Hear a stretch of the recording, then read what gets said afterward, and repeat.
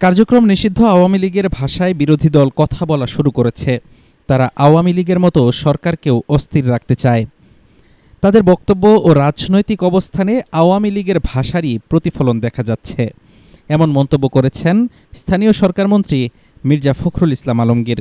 জুলাই গণঅভ্যুত্থানের দ্বিতীয় বর্ষপূর্তিতে জাতীয় প্রেস ক্লাবে আলোচনা সভায় প্রধান অতিথির বক্তব্যে এসব কথা বলেন মির্জা ফখরুল।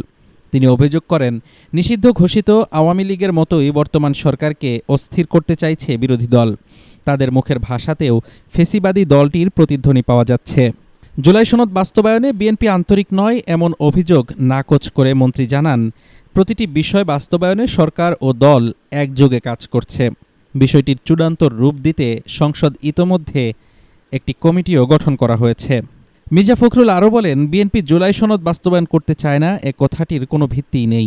আমরা জুলাই সনদের প্রতিটি বিষয় বাস্তবায়নে আন্তরিক। তবে শব্দচয়ন নিয়ে কোনো মতপার্থক্য থাকলে তা সংসদীয় প্রক্রিয়ার মাধ্যমেই সমাধান করা উচিত বলে মনে করেন এই নেতা। গত ১৭ বছরে নেতাকর্মীদের ত্যাগ, গুম ও মামলার কথা স্মরণ করে ফখরুল বলেন, জনগণের ম্যান্ডেট নিয়েই বর্তমান সরকার গঠিত হয়েছে। তাই রাজপথের বদলে সংসদকেই কার্যকর করার আহ্বান জানান তিনি। একই সাথে দেশের সাম্প্রতিক অপ্রীতিকর ঘটনাগুলোর কঠোর নিন্দাও জানান স্থানীয় সরকারমন্ত্রী। হাফিজুর রহমান তুষার, ঢাকা টুডে।